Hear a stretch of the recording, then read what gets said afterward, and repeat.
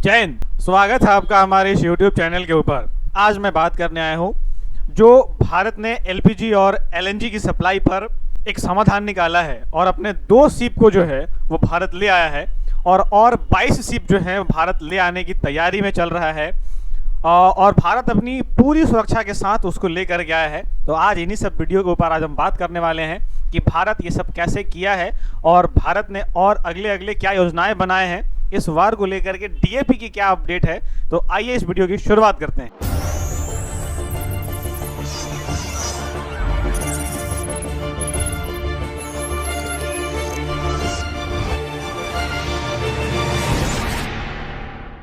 जैसा कि अभी आप स्क्रीन पर देख रहे हैं कि 2 Indians flagged LPG tankers cross afford on for 22 ships government, यानी कि 22 और लाने वाला है और 2 ऑलरेडी क्रॉस कर चुका है LPG टैंकर्स जो है, और वो भी नेवी इसके साथ पूरी गई हुई थी।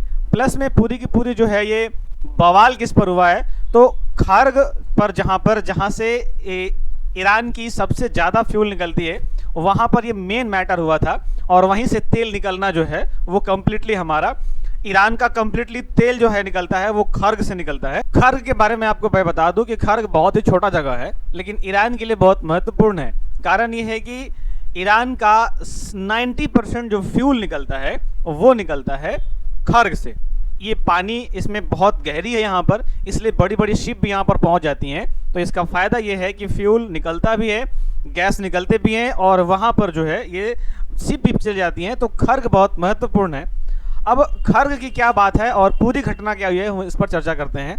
मुख्य घटना, ईरान से स्ट्रेट ऑफ हरमुज बंद कर दिया गया है। ईरान ने हरमुज जलडमरू पर नाकाबंदी शुरू की जो कि वैश्विक तेल मार्ग है और इसे 22 जहाज फंस गए हमारे भारत के, जिसमें हाइड्रोकार्बन्स ईंधन लदे हुए थे। और भारतीय LPG टैंकर को सुरक्षित 2 LPG टैंकर जिसमें 92,700 टन गुजरात के लिए शुक्रवार और शनिवार को पार हो गए हैं। आज यानी कि सोमवार को दिन वो पहुंचे होंगे। बाकी के लिए जो है वो प्रयास चल रही है और भारतीय नौसेना की पूरी तैनाती थी। नौसेना ने फारस की खाड़ी के में युद्ध तैनात किए और भारतीय ईंधन को सुरक्षित वहां से लेकर के आया। और भारत ये मान चुका था कि यदि इस पर कोई अटैक करता है तो भारत इसको अपना ऑफिशियली अटैक मानेगा।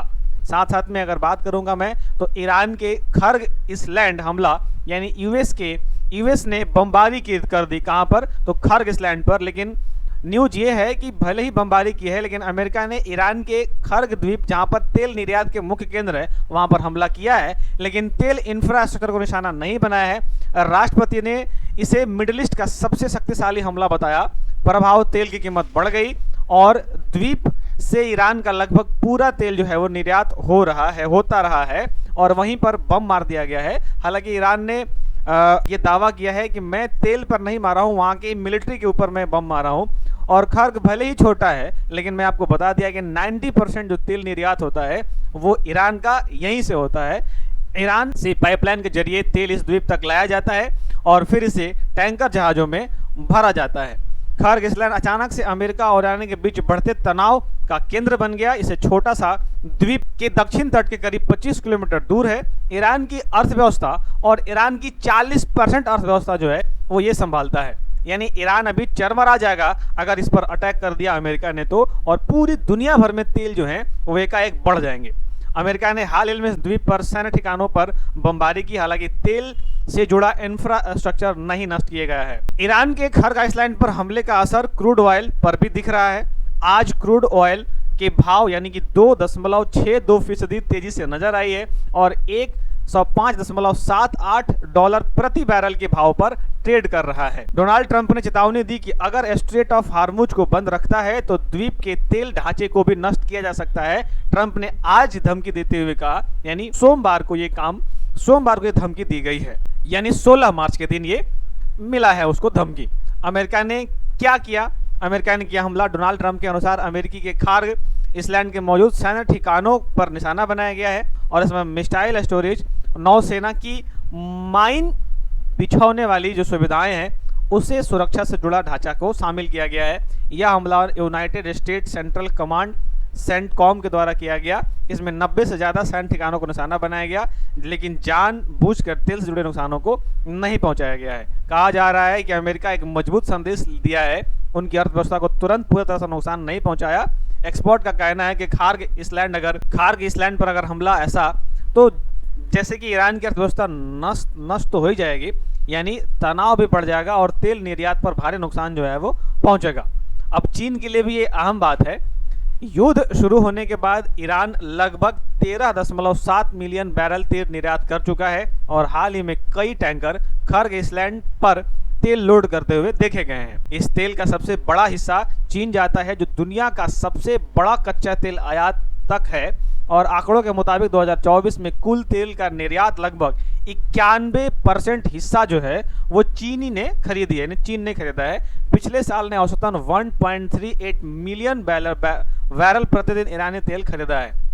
चीन में खासकर सैंडरोंग प्रांत में मौजूद छोटे छोटे निजी रिफाइनरी ईरानी तेल के बड़े खरीदार हैं, क्योंकि अन्य देश के तेल के मुकाबले सस्ता मिलता है। और युद्ध बढ़ाने और खार्ग आइसलैंड पर हमला खबर से ये चीन की जो है घबराहट का माहौल बना है और तेजी से पेट्रोल भरवाने लगे और पेट्रोल पंपों पर लंबी लाइनें लगी हुई हैं। भारत पर इसका असर क्या दिखा? इस युद्ध में जो चल रही हैं, इस युद्ध में भविष्य के संकेत ये हैं कि उर्वरक भंडार पर भी असर पड़ सकते हैं। इसलिए भारत ने पहले दिमाग लगा लिया। यूएस इजराइल युद्ध से आपूर्ति बाधित होने पर खरीफ सीजन के लिए यूरिया, डीएपी की पर्याप्त स्टॉक और फरवरी में ही वैकल्पिक स्रोत से ऑर्डर दे दिए गए हैं, क्योंकि इस तनाव में ये भी उम्मीद है कि भाई डिजिटल डेस्क नई दिल्ली मध्य पूर्व से बढ़ते संघर्ष और वैश्विक सप्लाई चेन से परेशान आशंका है, लेकिन भारत ने खाद्य के स्टॉक पर्याप्त हैं और इससे खरीफ 2026 सीजन सुचारू रूप से चलेगा। डीएपी की प्रॉब्लम होने वाली थी, लेकिन भारत सरकार ने इसकी उपाय जो है वो कर लिया है।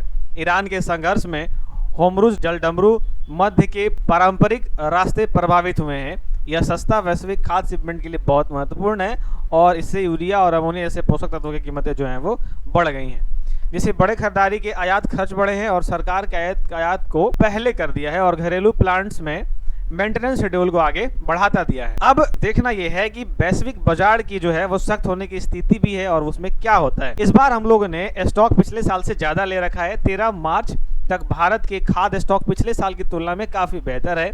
यूरिया का स्टॉक करीब 12 लाख टन है, जो पिछले साल से 10 लाख टन ज़्यादा है। इस बार हमने तैयारी अच्छे से करके रखी है। और डीएपी का स्टॉक 25 लाख टन है, जो पिछले साल के मुकाबले लगभग दोगुना है।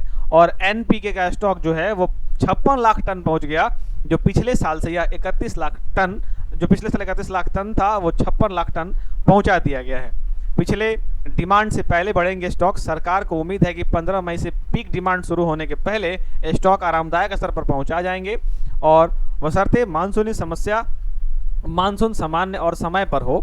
आधिकारिक आंकड़ों के अनुसार 2026 फरवरी तक 98 लाख टन फिनिशड खाद आयात हो चुकी हैं और अगले 3 महीनों में 17 लाख टन की शिपमेंट आने वाली है।